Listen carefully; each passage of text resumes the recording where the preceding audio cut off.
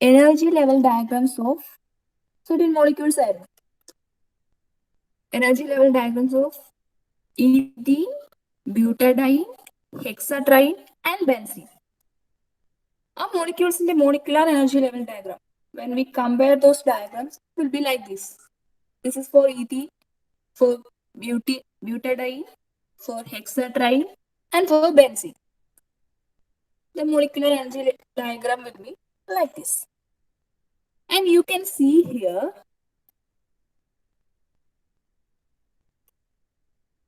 as the conjugation in the compound increases, as the conjugation in the in the molecule increases, the energy gap between HOMO and LUMO. The energy gap between HOMO and LUMO decreases. We know in butadiene there were 2 double bonds. In hexatriene there are 3 double bonds. That is, as the number of conjugated pi orbitals increases, the energy gap between HOMO and LUMO, that is delta E, it decreases towards here. Decreases. You have to note down this point. As the number of conjugated pi orbitals increases, the energy gap delta E, that is the gap between HOMO and LUMO, decreases. That is an important point. അതൊന്ന് not ചെയ്യണേ ഈ ഒരു point.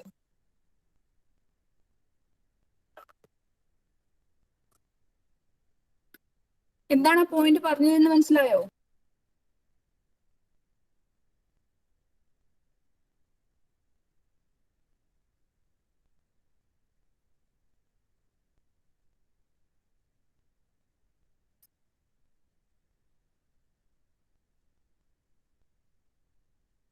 There are 4 pi orbitals in butadiene. There are 6 pi orbitals in hexatriene.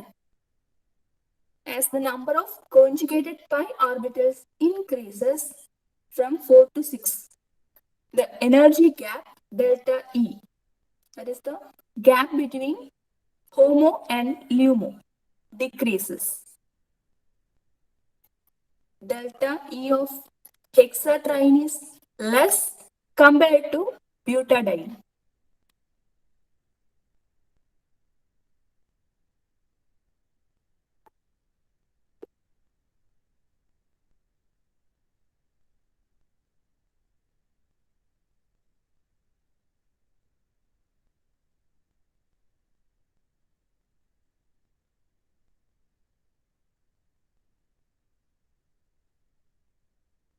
Okay.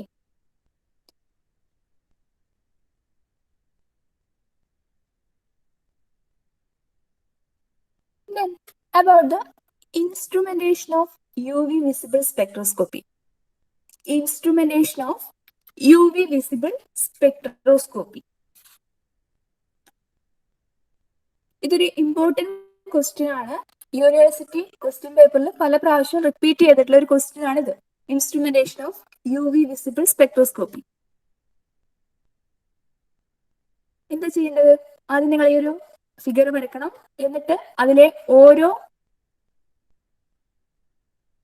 ഡിവൈസും അല്ലെങ്കിൽ ഇൻസ്ട്രുമെന്റും എന്താണെന്ന് explain ചെയ്യണം. അതിലെ ഓരോ പാർട്ടും എന്താണെന്ന് എക്സ്പ്ലെയിൻ ചെയ്യണം. നമ്മൾ ആദ്യം figure വരക്കുന്നു. There will be a source, then a monochromator, and the light from the monochromator is passed to a reference and also to a sample. There is a reference and a sample. Then the signals from sample and reference are passed to a detector, and the signals from detector is sent to a recorder. The recorder will give you the UV visible spectrum of that molecule. ഇങ്ങനെ നമ്മൾ figure വരക്കുന്നു. എന്തൊക്കെയാണ് അതിലുള്ള ഓരോ part നോക്കിയിട്ട് അതെവിടെയൊക്കെയാണ് വരുന്നത് നോക്കി figure വരക്കുന്നു. ഇനി നമുക്ക് എന്താണ് ഓരോ പാർട്ടും അതാണ് നമുക്ക് അടുത്തതായിട്ട് എക്സ്പ്ലെയിൻ ചെയ്യേണ്ടത്. There is a source. We know In UV visible spectroscopy, we need a source that give you UV as well as visible light.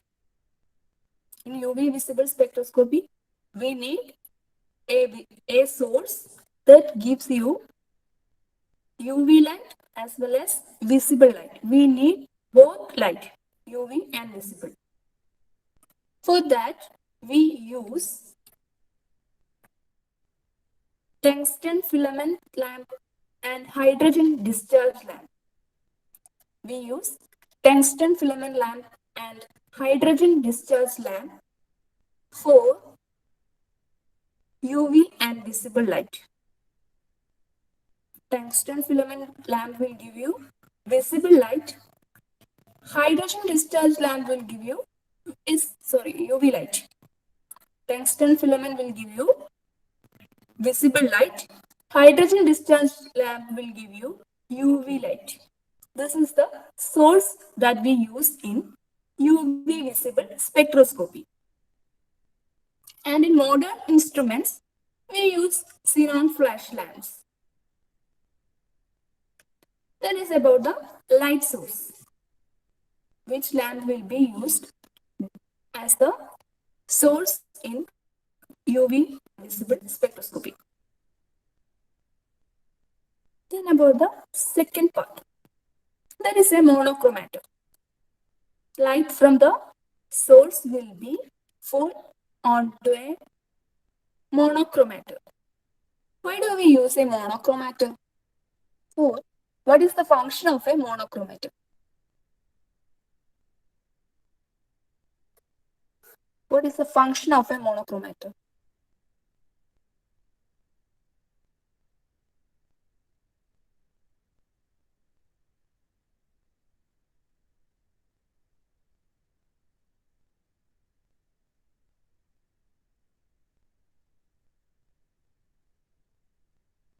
We know UV visible region extends from 190 nanometer to 800 nanometer. It extends from 190 to 800 nanometer. And for this, we need light of a single wavelength. നമ്മുടെ visible ലൈറ്റിലാണെങ്കിൽ നിങ്ങൾക്ക് അറിയാം 7 colours ഉണ്ട്. അതിലുള്ള ഓരോ കളറും ഓരോ wave ലെങ്തിലാണ്. നമുക്ക് വേണ്ടത് ഗ്രീൻ കളർ മാത്രമാണെങ്കിൽ ഈ മോണോക്രോമാറ്റർ അതിനനുസരിച്ച് അഡ്ജസ്റ്റ് ചെയ്ത് വരുന്ന ലൈറ്റിൽ നിന്ന് ഗ്രീൻ കളറിനെ മാത്രമേ പുറത്തേക്ക് വിടുള്ളൂ. That is a light of specific wave length. Monochromatry is used to make the light to a single wavelength. We need light of single wavelength. That means a monochromatic light. And then this monochromatic light is transmitted through the monochromator. And then you can see here, there is a reference and a sample. This kind of UV visible spectrometer are known as double beam spectrometers. Double beam spectrometers. What do you mean by double beam spectrometer? Light from the source is divided into two identical parallel beams, and they are of equal intensity and are made to pass through sample cell and reference cell. Light from the source is divided into two identical parallel beams of equal intensity.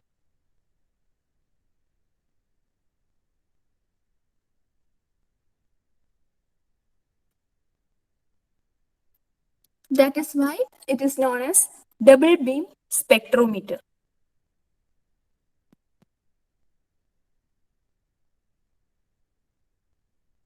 You can see here light from the monochromator It is divided into 2, 1, 2, and those lights are of equal intensity. They are of equal intensity. And one beam is passed through a reference. The second beam is passed through a sample.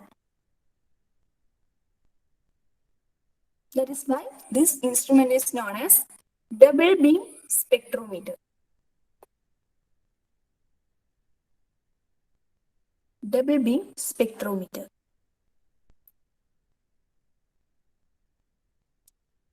Then the signals from these about a sample and reference.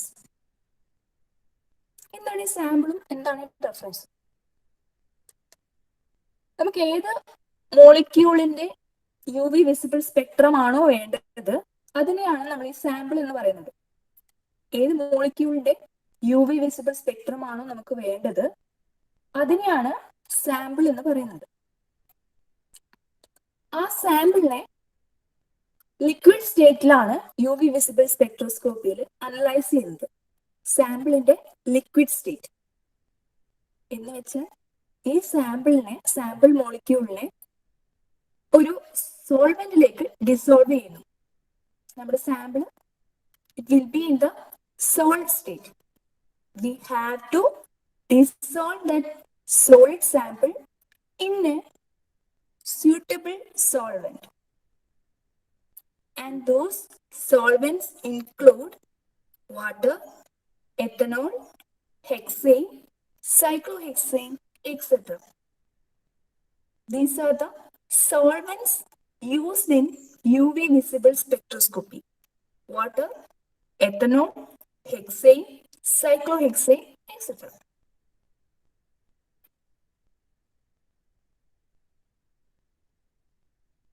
നമ്മുടെ മോളിക്യൂളിനെ എടുക്കുന്നു, sample മോളിക്യൂളിനെ എടുക്കുന്നു, അത് ഇതിൽ ഏതെങ്കിലും ഒരു സോൾവെന്റിലേക്ക് dissolve ചെയ്യുന്നു.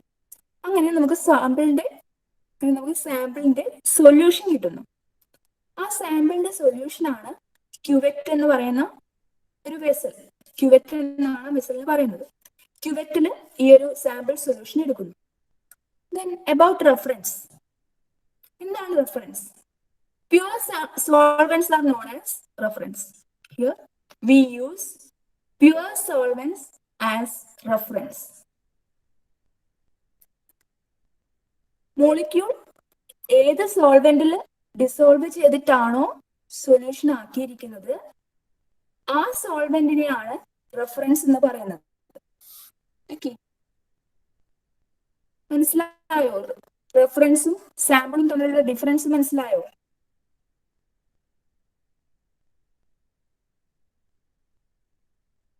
Okay, Sarya? Yes. Okay. Then the signals from reference and sample are passed to a detector.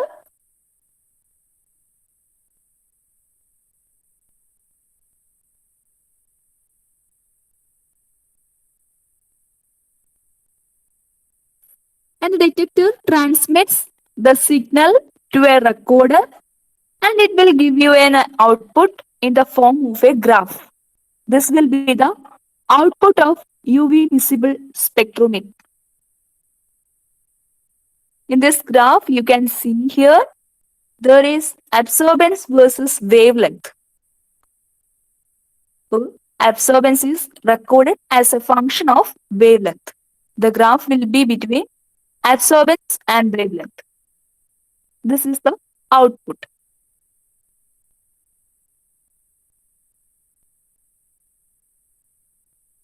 Is it clear about instrumentation of UV visible spectroscopy?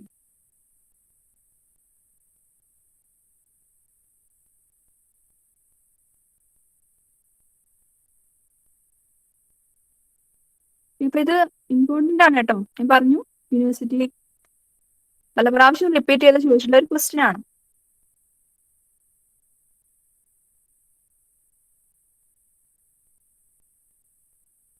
Then applications of UV visible spectroscopy. അതിൽ അങ്ങനെ difficult ആയിട്ടുള്ള ഒരു point ഇല്ല. നിങ്ങൾക്ക് വായിച്ചാൽ മനസ്സിലാവുന്ന പോയിന്റ്സേ ഉള്ളൂ. നോക്കാം. We can detect aromatic compounds, conjugated dyes, etc. using UV visible spectroscopy. There will be specific peaks. There will be specific peaks like this for each compound. Based on that, we can identify which is the compound. And for characterization of dyes and colorants, the same way we can detect the lambda max, that is the peak of the UV visible spectrum, and we can identify the structure of dyes and colorants. Then we can determine unknown concentration. This is done by comparing absorbance with the absorbance of standard solution. If we want to calculate the unknown concentration, then we will compare our UV visible spectrum of the sample with its standard solution. നമ്മുടെ sample സൊല്യൂഷന്റെ concentration ആണ് നമുക്ക് അറിയേണ്ടതെങ്കിൽ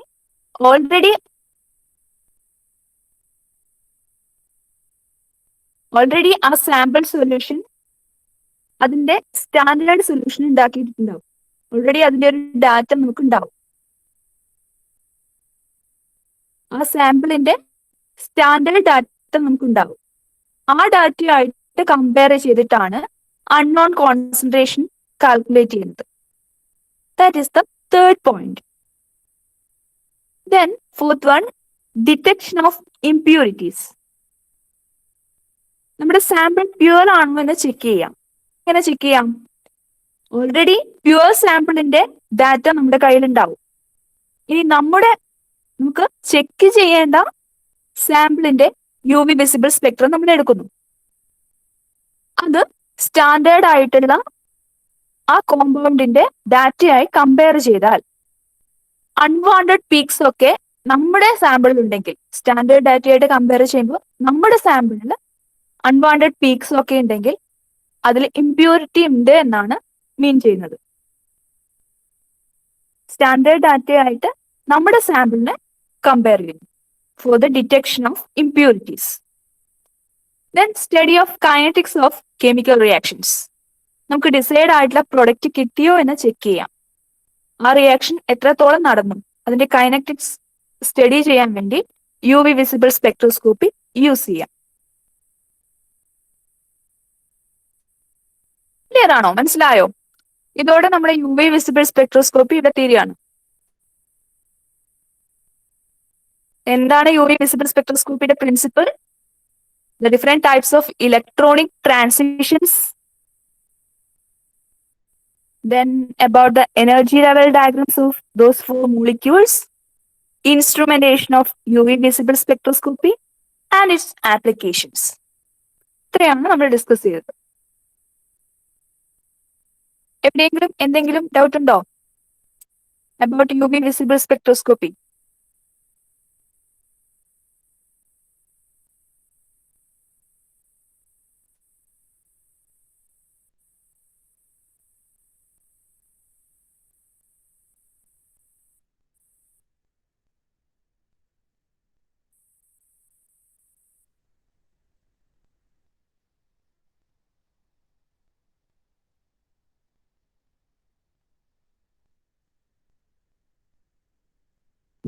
no, ഇല്ല എന്ന് വിചാരിക്കുന്നു.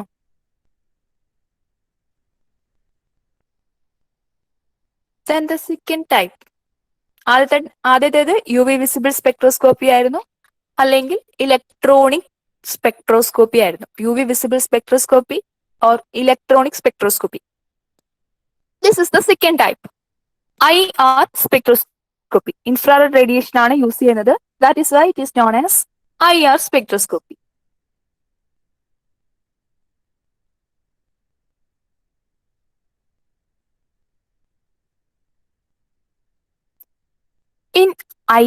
In UV visible spectroscopy, there was interaction between molecule and UV visible light.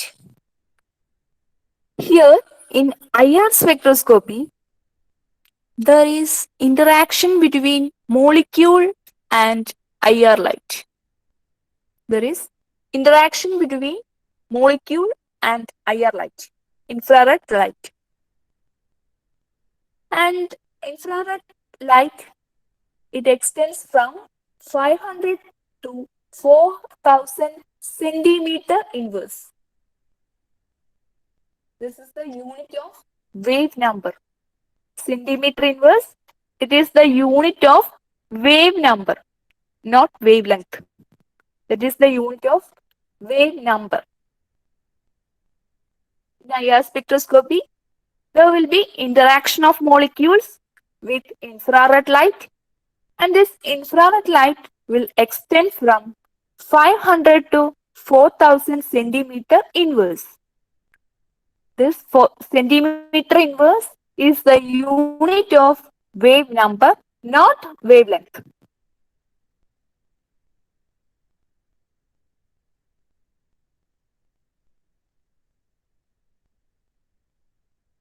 Using infrared light, we can study the vibrational motion of the molecules.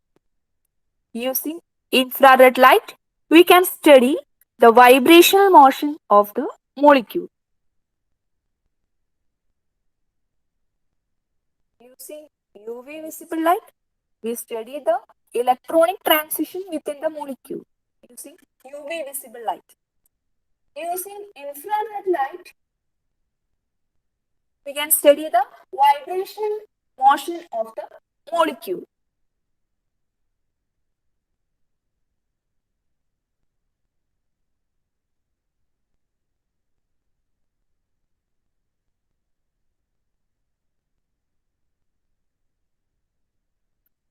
And there exists a condition for molecules to exhibit IR spectrum. There is a condition for molecules to exhibit IR spectrum. That is, molecules should have permanent or fluctuating dipole moment. There is the condition for every molecule to exhibit IR spectrum. The condition is molecules should have permanent or fluctuating dipole moment.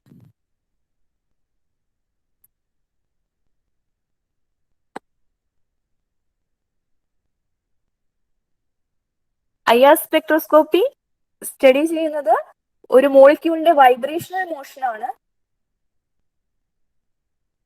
ഇനി എല്ലാ മോളിക്യൂൾസും vibrational spectroscopy അല്ലെങ്കിൽ IR spectroscopy കാണിക്കില്ല.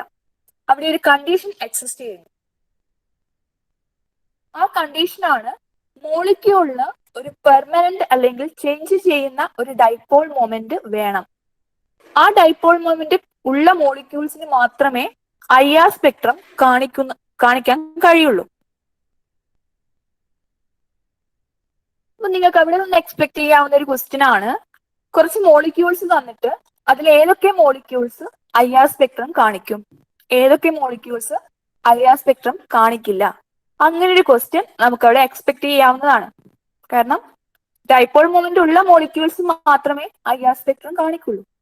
നമുക്ക് തന്നിരിക്കുന്ന മോളിക്യൂൾസിൽ ഏതൊക്കെ molecules ആണ് dipole moment ഉള്ള molecules, അത് മാത്രമായിരിക്കും IR സ്പെക്ട്രം കാണിക്കുന്നത്.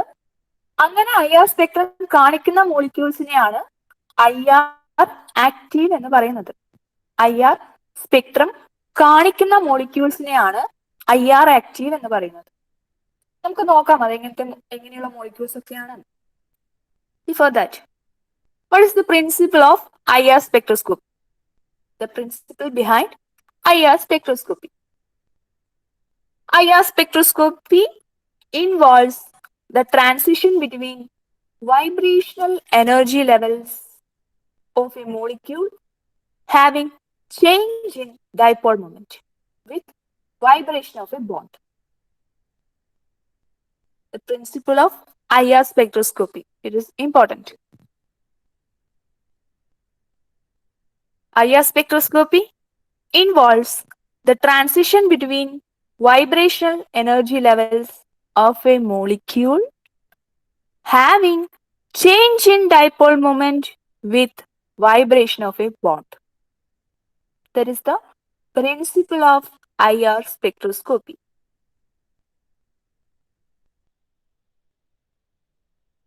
നിങ്ങൾക്ക് അറിയില്ലേ ഓരോ ഇലക്ട്രോണിക് എനർജി ലെവലിന്റെയും ഉള്ളിൽ വൈബ്രേഷണൽ എനർജി ലെവൽസ് ഉണ്ടായിരുന്നു. ആ വൈബ്രേഷണൽ എനർജി ലെവലിന്റെ ഉള്ളിൽ റൊട്ടേഷണൽ എനർജി ലെവൽസ് ഉണ്ടായിരുന്നു. ഞാൻ ഇതിനു മുമ്പ് പറഞ്ഞിട്ടുണ്ട്. മോളിക്കുലാർ എനർജി ലെവൽസ് എന്ന് പറഞ്ഞ ഒരു ഫിഗർ ഒക്കെ കാണിച്ചത് ഓർക്കുന്നുണ്ടോ? എന്നിട്ട് പറഞ്ഞിരുന്നു ഇലക്ട്രോണിക് ട്രാൻസിഷൻ നടക്കുമ്പോൾ ആ മോളിക്യൂളിന്റെ വൈബ്രേഷണൽ എനർജിയിലും ചേഞ്ചസ് വരും എന്നൊക്കെ പറഞ്ഞിരുന്നു. ഓർക്കുന്നുണ്ടോ?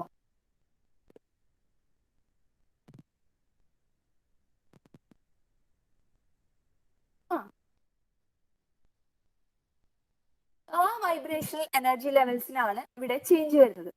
ആ മോളിക്യൂൾ എപ്പോഴാണോ IR ലൈറ്റുമായിട്ട് ഇന്ററാക്ട് ചെയ്യുന്നത് അപ്പോൾ ആ മോളിക്യൂളിലുള്ള വൈബ്രേഷണൽ എനർജി ലെവൽസിന് ചേഞ്ച് വരുന്നു. എല്ലാ മോളിക്യൂൾസിലും ഇങ്ങനെ ഒരു ചേഞ്ച് പോസിബിൾ ആണോ എന്ന് ചോദിക്കുമ്പോഴാണ് IR സ്പെക്ട്രോസ്കോപ്പി കാണിക്കാനുള്ള കണ്ടീഷൻ വരുന്നത്. There will be a change in dipole moment with vibration of a bond. അങ്ങനെയുള്ള കേസസിൽ മാത്രമേ molecule IR active ആയിരിക്കുള്ളൂ.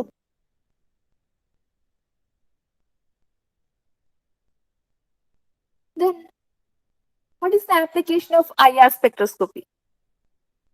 We can determine functional groups of molecule. ഏതൊക്കെ ഫങ്ഷണൽ ഗ്രൂപ്പാണ് നമ്മുടെ മോളിക്യൂളിൽ ഉള്ളത് എന്ന് IR സ്പെക്ട്രോസ്കോപ്പി യൂസ് ചെയ്ത് നമുക്ക് പറയാൻ കഴിയും. കാരണം ഓരോ ഫങ്ഷണൽ ഗ്രൂപ്പിനും ഓരോ പീക്കായിരിക്കും, ഓരോ സ്പെസിഫിക് പീക്കായിരിക്കും. ഈ ഒരു റേഞ്ചിലാണ് ആൽഡിഹൈഡിന്, ആ ഒരു റേഞ്ചിലാണ് ആൽക്കിന് വരുന്നത് എന്നൊക്കെ നോക്കി ഏത് ഫങ്ഷണൽ ഗ്രൂപ്പാണ് മോളിക്യൂളിൽ ഉള്ളത് എന്ന് നമുക്ക് ഡിറ്റർമിൻ ചെയ്യാം. This is the theory behind IR spectroscopy.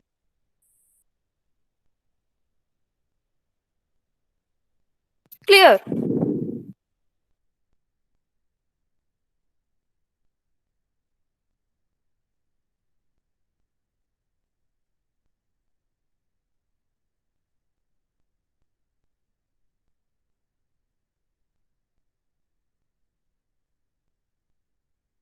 ഞാൻ പറഞ്ഞിരുന്നില്ലേ ഏതൊക്കെ മോളിക്യൂൾസിനാണ് ഇങ്ങനെ IR സ്പെക്ട്രം കാണിക്കുന്നത്, ഏതൊക്കെ മോളിക്യൂൾസ് ആണ് IR സ്പെക്ട്രം കാണിക്കാത്തത് എന്നുള്ള ക്വസ്റ്റ്യൻ നമ്മൾ എങ്ങനെ അറ്റൻഡ് ചെയ്യും? For diatomic molecules, as you know, in diatomic molecules there will be two atoms. In diatomic molecules there will be two atoms, and there are two cases. Those two atoms can be similar. That means it can be of same atoms. For example, hydrogen, H2. In H2 molecule, both atoms are hydrogen. And for N2, here both atoms are the same. These kinds of diatomic molecules are known as homonuclear diatomic molecules. Homonuclear diatomic molecules. In the diatomic molecules, both the nuclei are same.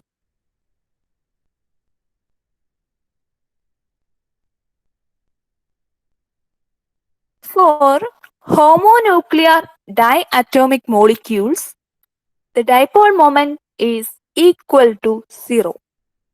For homonuclear diatomic molecules, the dipole moment is equal to 0. There will be no change in dipole moment, so it is equal to 0. Dipole moment 0 ആണെങ്കിൽ ആ molecule IR spectrum കാണിക്കുമോ? എന്തായിരുന്നു നമ്മുടെ condition? Dipole moment 0 ആണെങ്കിൽ molecule IR spectrum കാണിക്കോ ഇല്ലയോ? Yes or no?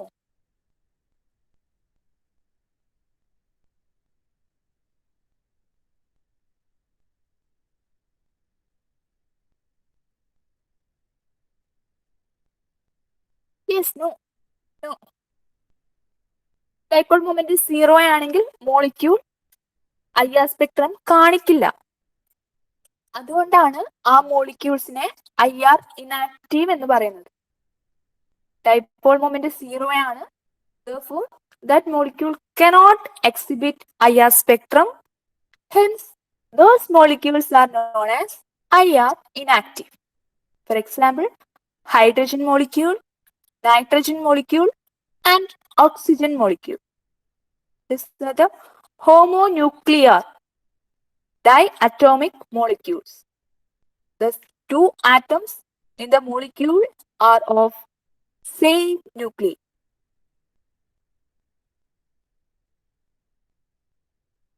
Then, is those two nuclei different? We are considering heteronuclear diatomic molecules. Heteronuclear diatomic molecules. That means the two atoms of the molecules are different. The two atoms of the molecules are different. That is heteronuclear diatomic molecules. There will be a non-zero value for the dipole moment. For heteronuclear diatomic molecules, there will be a non-zero value for the dipole moment. Such molecules will exhibit IR spectrum, so they are known as IR active. Heteronuclear diatomic molecules will exhibit IR spectrum, so they are known as IR active. And examples of these molecules include hydrogen chloride, hydrogen cyanide, and water molecule. Heteronuclear diatomic molecules. Here, while we consider this diatomic molecule, both the nuclei are different. One is hydrogen, one is chlorine. Here one is hydrogen, other is cyanide.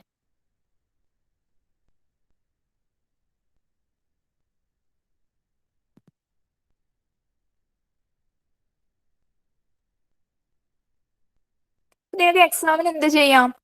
ഇങ്ങനെയുള്ള ഹെറ്ററോന്യൂക്ലിയർ diatomic മോളിക്യൂൾസും ഹോമോന്യൂക്ലിയർ diatomic മോളിക്യൂൾസും mix ചെയ്ത് തരാം എക്സാമിന്. എന്നിട്ട് അതിലുള്ള ഏതൊക്കെ molecules ആണ് IR active എന്ന് ചോദിക്കാം. നിങ്ങൾ ഏതൊക്കെ മോളിക്യൂൾസ് പറയും? ഹെറ്ററോന്യൂക്ലിയർ ഡയറ്റോമിക് മോളിക്യൂൾസ് എല്ലാം IR ആക്റ്റീവ് ആണ്. ആ ഒരു ബേസിസിൽ ഇങ്ങനെയുള്ള ഹെറ്ററോന്യൂക്ലിയർ ഡയറ്റോമിക് മോളിക്യൂൾസ് ഏതൊക്കെയാണെന്ന് നോക്കൂ.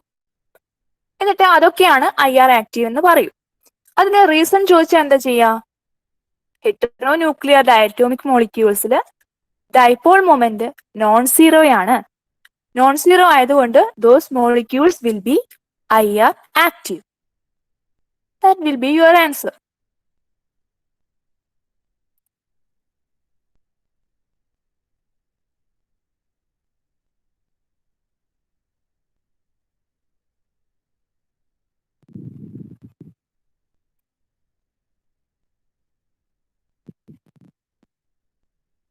മനസ്സിലായോ ഞാൻ ചോദിച്ചതും പറഞ്ഞതൊക്കെ?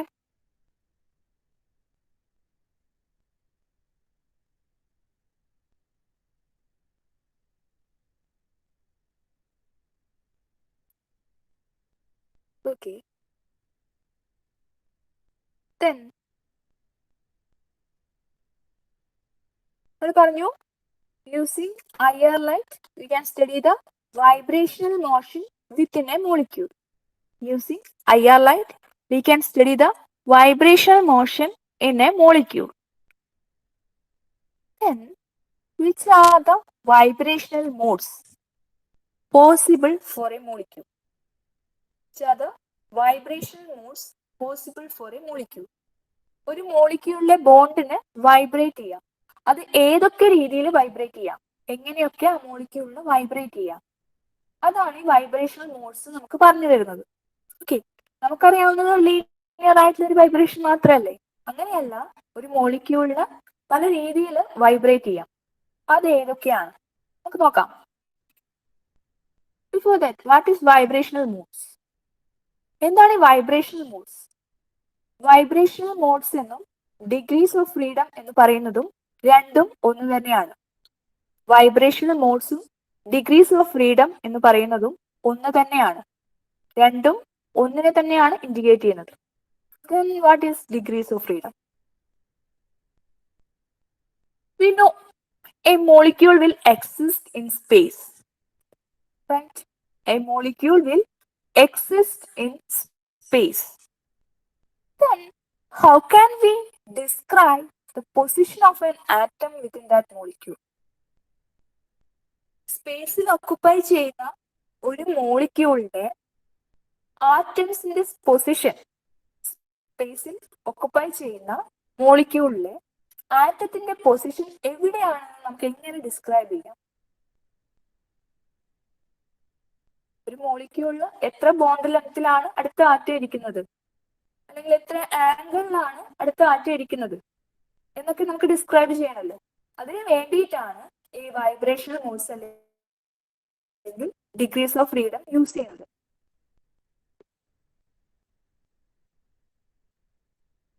Then what is degrees of freedom? It is used to describe the position of an atom in a molecule in space.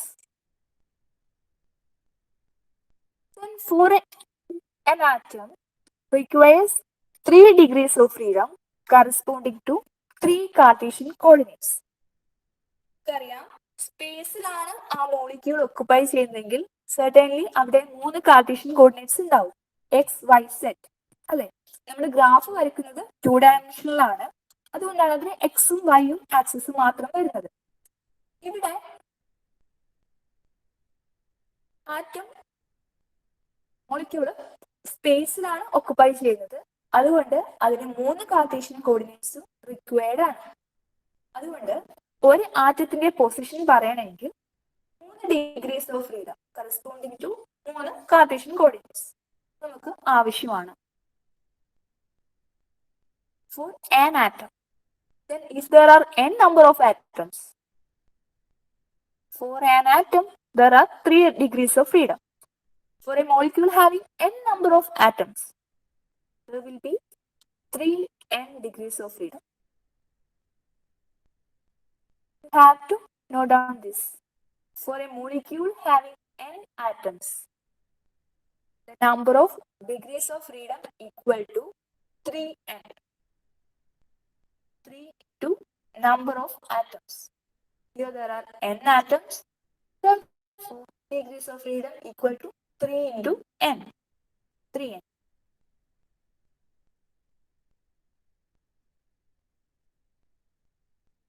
Then we know there are 2 types of molecules: linear molecules and non-linear molecules.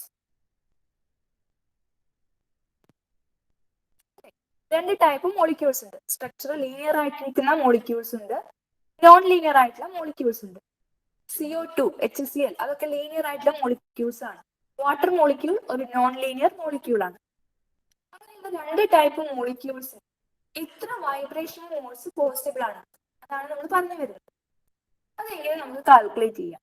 We are considering the case of linear molecules. There will be 3 translational degrees of freedom and 2 rotational degrees of freedom. For a linear molecule, there will be 3 translational degrees of freedom and 2 rotational degrees of freedom.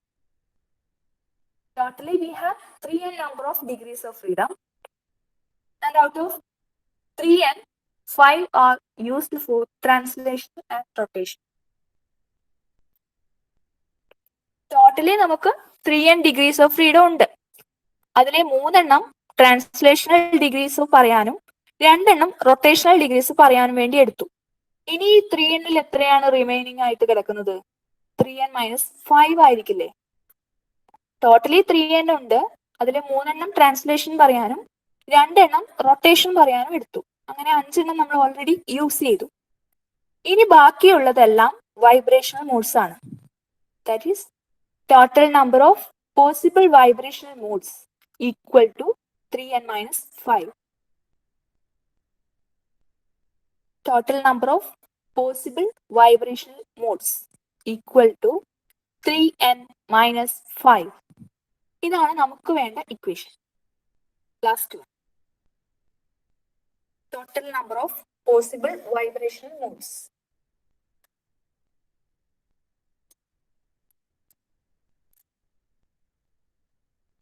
അതൊന്ന് note ചെയ്യോ? Total number of possible vibrational modes.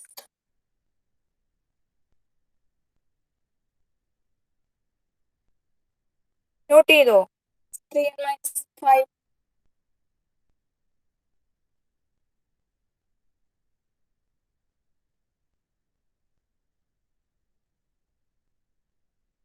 Note ചെയ്തോ?